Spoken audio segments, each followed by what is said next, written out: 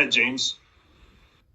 Hey, Kevin, hope you're doing well. I just wanted to ask you, this week, obviously the news with Jack and not having him indefinitely, just the impact you've gotten so far from Greg Gantt following that news and how important it's been for you.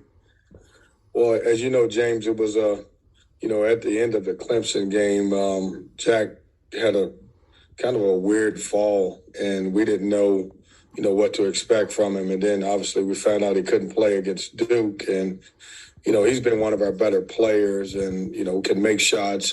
He's been our leading rebounder since Toussaint went down. But I will say this, Greg Gantt has been tremendous. I never anticipated playing him 30 and then 38 minutes. But what he's done for our team is he's played a great role, and, he's been a solid defender, and he's rebounded the basketball. And he's the poster child for any guy that's sitting on the bench who hasn't played, who's been a little bit injured. And, obviously when your opportunity is in front of you to take advantage of it. And, without him, we wouldn't have had our 2 wins that we had last week. And just a quick follow-up, do you have an update on Dushan? I don't. James, he's getting better, but I have no idea when he's going to be able to play in a game. I don't even want to put a timetable on it. I just know he's one of the hardest working guys I've ever had that's been injured. But as far as when he's going to return, I have no idea. Thanks, Kevin. Thank you, James. We'll go next to Royal Howell. Go ahead, Royal. Hey, Coach, how you doing? Can you just speak on just the grit, tenacity, and just poise that your team has against Duke? You guys came out like you expected to win the ball game. No questions asked about it in preparation for Miami coming up this week. Just speak on just the tenacity and grit that your team has. Royal, I said this to my coaches this morning. We have been able to put together 3 really good halves of basketball, and on the defensive end, the two halves against first and second half in the Duke game, and then the first half of Virginia Tech. I thought we were really solid. But we're getting better. That's one of the things that we've really put a lot of work into.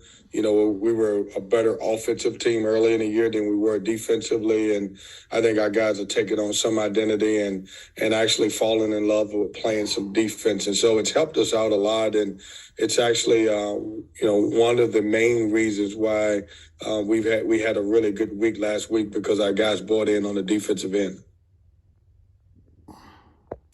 We'll go to Isabie Charles. Go ahead, Isabie. Hey, Coach, you guys have the matchup against, the Hurricanes on Saturday for the second time this season. Just what are some things you want to see from your guys the second time around against the Hurricanes?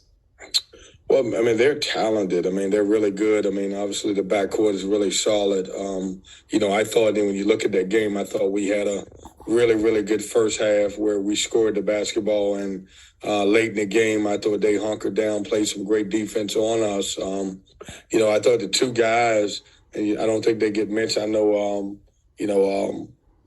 the 2 guys that really played well against us was Wong. Wong obviously gets a lot of talk, but Isaiah Miller was really good. He stepped up and made a lot of big plays against us, and we didn't do a good job of guarding those guys late in the game. And but it's a good team, and look, every game that you play, even though it's the second time around, believe it or not, every game takes its own identity. And so it'll probably be a complete different game than it was the first time around.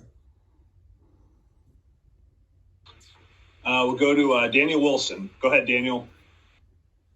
Hey, Coach. Just wanted to ask about Isaiah Miranda, how his progression is coming along, and when you expect to be able to put him in the lineup. Yeah, Daniel, thanks for the question. I don't know. He's getting better. It's tough. I want you to think about this for young guys in this league to come in and play as freshmen. But I would like for you to think about a young guy who just came in second semester, and joined a team who had already been playing several games and, had been around for a while. So I don't know when he's going to play. I couldn't even promise you that he is going to play. I will say that I do feel like he's getting better. He came in the door with a couple of little nagging injuries, nothing major, and we've addressed those. And then, trying to get him in practice to get him as many reps as we can. And hopefully, you'll have the opportunity to see him play this year, but there's a possibility that he won't play until next year. Thank you. David Seal, go ahead. Kevin, good morning. Casey Marcel's shooting percentages overall and beyond the arc have just gone like this season. Why? Was it a form thing? Is it confidence? Is it combination? You're smiling. You tell me. It's me, David. I mean, it's me. Like, hey, me and him shoot every day, and I typically beat him. And so he got tired of that, and he just said, I can't let my old coach beat me, who, no, to his credit, he has worked extremely hard on his shot. He's working really hard. He had to adjust, David, to the way we play compared to the way he left UVA, which obviously is a good program, but we play a lot different. And, I think when you look back at his stats, I think he had decent stats from the 3-point line as a freshman, and then he kind of fell off a little bit. But he's put a lot of work into it. You look at it, he's running the floor, he's getting shots in transition, he's making threes in transition. And so I have to give him all of the credit. Assistant coaches have done a great job, but he's one of those guys who stays in the gym and really worked on his game. And, I thought when you look back at the Virginia Tech game, even though he's made shots from the 3-point line, I thought one of his most important plays was he was able to drive in there when we were, to start the half when they were on a little run and give us a little bit more of a comfortable lead. But credit him for adjusting to playing fast and making shots and also working on his game. Is he also, Kevin, an integral part of your defensive improvement that you mentioned earlier? Because coming out of St. John's, I mean, there was no question that he could get down and guard you now. Yeah, he really guards the basketball. I would say the two guys, two of the best on-the-ball defenders that we have on our team would be him and Jarkel Joyner. Casey doesn't get a lot of credit, a lot of what he does defensively. He guards the 3, he guards the 4, he can guard all positions. But he has been a huge part of our success on the defensive end, especially in the last couple of weeks. All right, we'll go to it's C. Alexander on the log. Go ahead and just identify yourself, and then go ahead, sir. Yes, Chip Alexander. Hey, Coach, just looking at DJ Burns, what do you know about DJ now through 17 games and competing in the ACC that you may not have known about him going into the season? You only learn as you go along in the year. Well, what I've learned is he's a tremendous fan favorite here at NC State. I told him against the Duke game, the guards did all of the work early and they scored, and then he came in and everybody was yelling, DJ, DJ. Scoring transfers to every level. And, you saw what he did in the Big South, and he could score the basketball. He's proven that at the Power 5 level in the ACC that he can also score the basketball. And, he's getting better, tremendous kid. Teammates and everybody loves him. One of the things we're working with him is to continue to get better on the defensive end. But he's had some big moments for us. We finally have a guy that we can throw the ball in and can get us some baskets. And that's no knock on our former guys, but he gives us a different dimension, especially on the offensive end.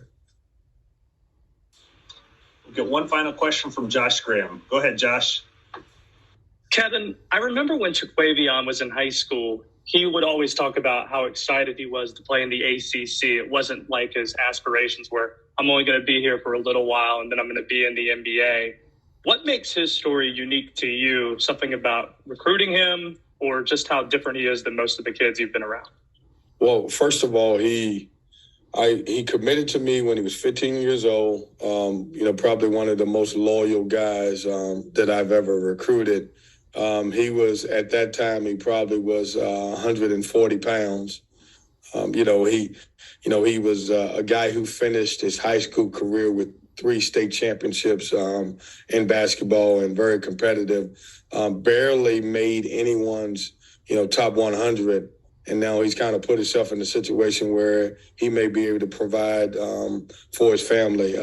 I say that because he's one of the stories of, a lot of people will tell you that certain guys are not big enough, they're not strong enough, didn't have to be a 5-star guy at the time. And through hard work and his winning attitude is the reason why he's put himself in this position.